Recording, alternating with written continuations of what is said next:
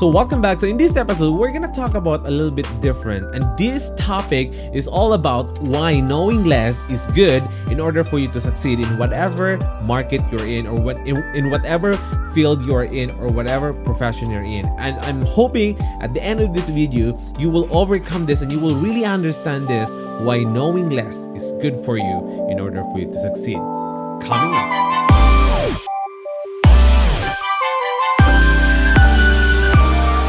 So welcome back, and again, this episode is titled Why Knowing Less is Good in order for you to succeed in whatever field you are in. For these three main reasons.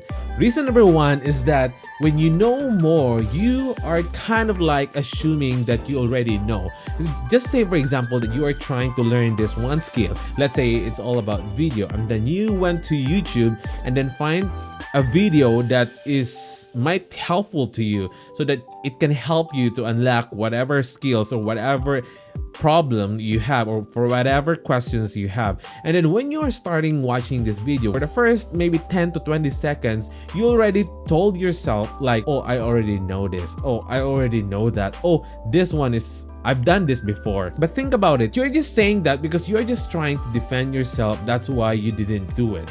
Even though you already know the technique, or maybe you already know what to do, but you kind of ignore and you kind of defend that you already know that. That's why you're not doing it. And this is the problem, because you will keep searching for information that you already know, even though you already know, but you're not doing it. That is why it is very important that knowing less is better for you, because if you know less, then you are more likely to follow what you are watching. You are more likely to follow and start doing what you're just learning. So think about those steps. So avoid having this mentality of I already know that. So reason number two is, if you know less, you are more likely to follow the instruction. Just say, for example, that you enroll in a course or a program, and then the instructor or the person who are telling you, okay, this is the steps. You need to do the step 1. You need to do the step 2. After step 2, you need to do step 3. But since you know less, you are tend to follow step by step by step. You are not picking what you want to hear, or you are not picking what you just want to do. So if you know less, then you are more likely to say like, okay, so this is step 1. Okay, I already did this one, then I'm moving to step 2. Now I've done this one, then I'm moving to step 3, and it goes on and on and on. But if you know more, you are more likely to say like, oh, step 1 is I've done this. Step 2, I don't really like to do it. Maybe I can move to step 3, or maybe I'll just skip step 3. I will move to step 4.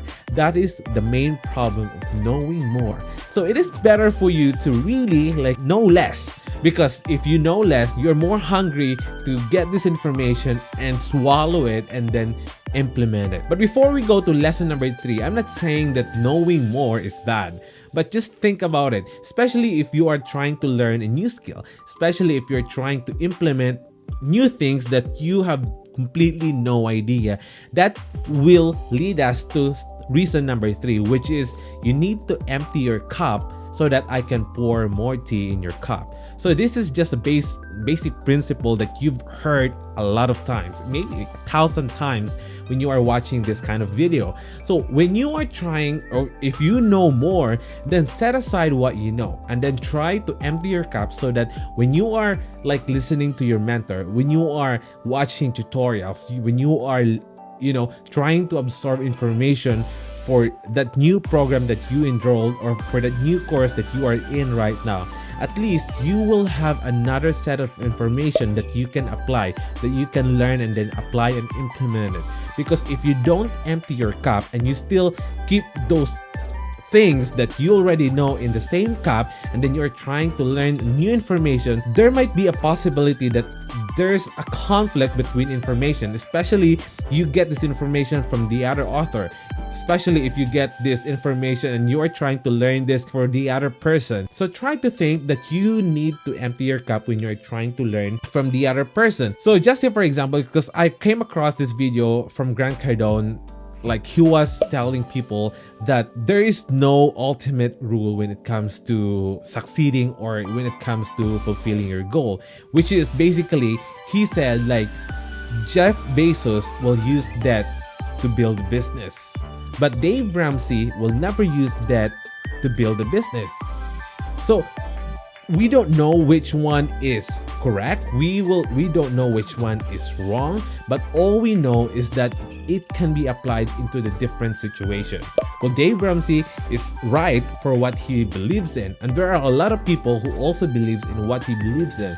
And there are also people who will believe Jeff Bezos, and they know that they can use or leverage debt so that they can build business, so that they can invest more, so that they can do more from that debt and turn that debt into an investment.